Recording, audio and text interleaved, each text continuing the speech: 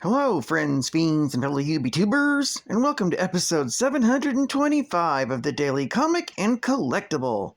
Today, the collectible of the day is the Play Imaginative, Marvel Cinematic Universe, Iron Man 3, Diecast Super Alloy, LED Light Up, James Rhodes War Machine Mark II action figure with LED base. With more than 20 points of articulation and a torso, legs, and arms made from die-cast metal, this Iron Man 3 War Machine Mark II Super Alloy 1/12 scale die-cast light-up collectible figure is the ultimate Iron Man 3 movie collectible. Featuring ball-jointed neck, shoulders, shoulder pad, wrist, groin, and ankle, and a double-jointed body, elbows, and knees, this 6-inch tall figure makes for one awesome display piece. The figure itself is 70% die-cast metal, with the remaining material made from high-quality plastic. Included with the War Machine are 5 pairs of hands, LED lights in the eyes and chest, a semi-die-cast base stand with spring-loaded claw adjustable height, lights and name tag, a foldable backdrop, a hard box case, and a microfiber cleaning cloth. Each Iron Man 3 War Machine Mark II Super Alloy 1/12 scale die-cast light-up collectible figure has been tested for oxidation, paint chipping, paint fading, and electronic and battery functionality. With showroom glossy metallic paints, matte metallic paints, and polished metal with protective coating, the War Machine Mark II Super Alloy figure will soon be one of the premier action figures in your collection. Batteries are even included for the light-up features. This figure comes in a 5-panel window display box and was released by Play Imaginative. Now, the comic of the day is Iron Man, Volume 1, issue number 182, with the cover date of May 1984, with story by Denny O'Neil, art by Luke McDonnell, and cover by Luke McDonnell. This story is titled Deliverance. The story opens as a major blizzard batters Manhattan. Tony searches desperately for his missing pregnant girlfriend, Gretel. He ends up pawning his overcoat and passes up a chance at shelter to purchase an expensive bottle of wine to celebrate the end of living. Sinking deeper and deeper into sorrow and self-pity, he wanders through the mounting snow, awaiting his final end. Now, Gretel suddenly finds him and tells him that she's in labor and the baby's coming. He tries to get her somewhere safe, but the snow is just too much, and so they seek shelter in an open doorway. Tony ends up delivering the baby and celebrates that it's a boy. However, Gretel dies. Tony then wraps the baby in his suit coat, and it's in this position that the police officers discover them later that same morning and rush them to the hospital. Later at the hospital, the baby is reported to be healthy, yet Tony is only given a 50-50 chance. Suddenly, in nearby Central Park, all of the missing superheroes emerge from the alien structure and heads their separate ways. The current Iron Man, secretly James Rhodes, wants to test his new additions added by Mr. Fantastic with leftovers from the alien ship. He then fires at a hillside, and the blast is way stronger than it should have been. Later, returning home, he meets with Morley Irwin, who tells him that Tony Stark is in the hospital. Rhodey immediately wonders if any part of Tony's malady was his fault. However, Tony suddenly awakens from a coma and tells James keeping Gretel's baby safe made him realize that his own life was precious. Now, he was ready to admit that he needs help. About a week later, Tony Stark is released from the hospital, ready to reclaim his life. This story is continued in the Iron Man, issue number 183. Geek Fact: this issue is a key issue featuring the first appearance and birth of Tim Anders.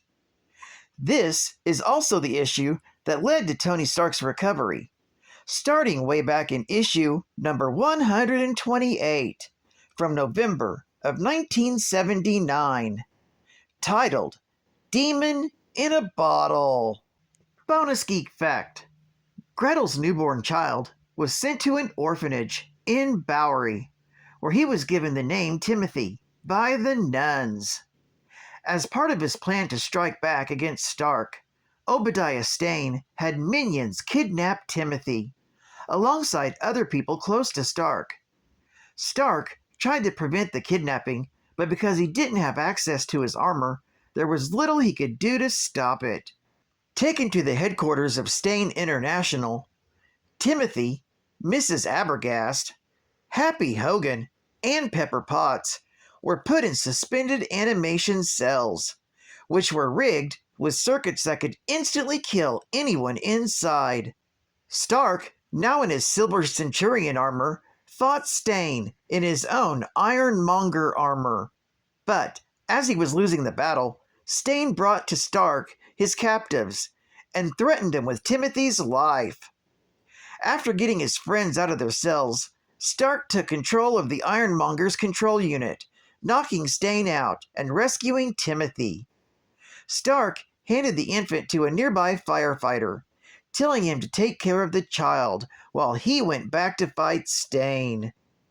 Growing up in the orphanage, Tim learned early on to protect himself and fight back against bullies. With a Stark scholarship, he enrolled in a prestigious school. One day, Tim noticed a group of kids beating a defenseless Normie Osborn and quickly intervened.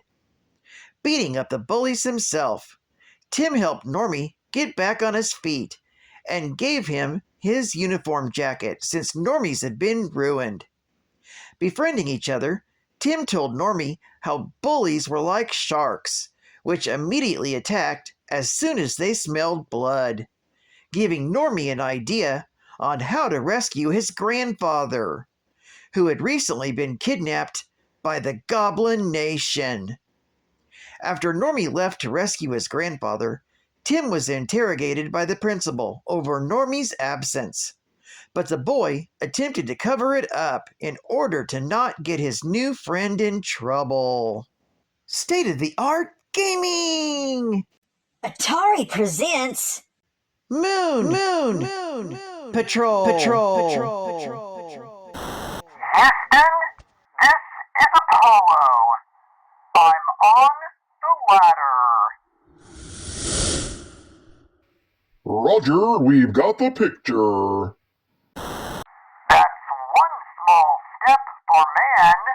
Hey, somebody's up here. Are you Buggy? No, a moon buggy. It's jumping over craters and blowing up rocks.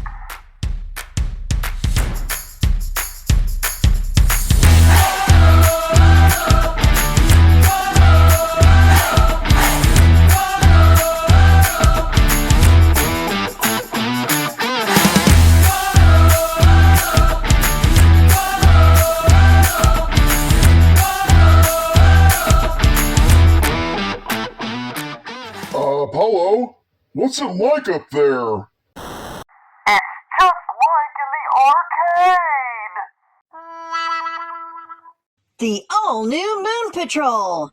Only from Atari! And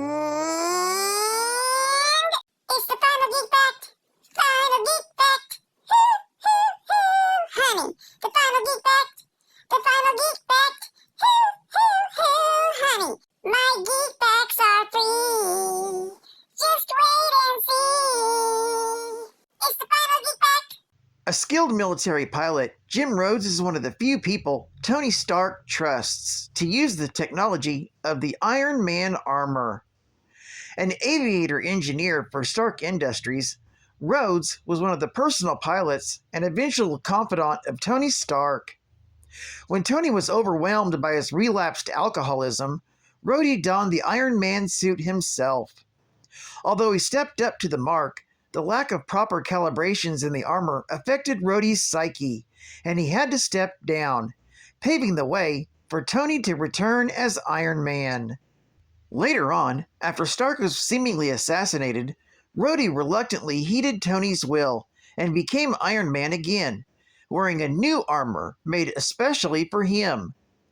Once he learned that Stark had survived in secret, Rhodey temporarily cut ties with him and went solo, adopting the alias of War Machine. Both as War Machine and during a temporary retirement, Rhodey has been invaluable, both as an ally to Tony Stark and as a member of the government, at one point becoming the command officer of Sentinel Squad 1. Rhodey was once turned into a cyborg by Stark after losing all of his limbs to a terrorist explosion during active duty, but ultimately regained his humanity when his mind was transferred to a healthy clone body. A cherished member of the superhuman community, Rhodey's death at the hands of the mad titan Thanos once sparked a civil war between Iron Man and Rhodey's girlfriend, Captain Marvel. Rhodey would then manage to cheat death when Stark discovered a way to use the biomechanical enhancements inherent in piloting an Iron Man-like armor to reboot Rhodes' biological systems. Rhodey temporarily resorted to piloting an advanced combat vehicle named the Manticore to combat a phobia for suiting up, ultimately overcoming that fear and resurfacing as War Machine once more. Well, I'd like to thank you for joining me for another Daily Comic and Collectible, and I hope to see you again Monday. This is Cudburn Comicsman, and I'll catch you on the flip, baby. Over and out.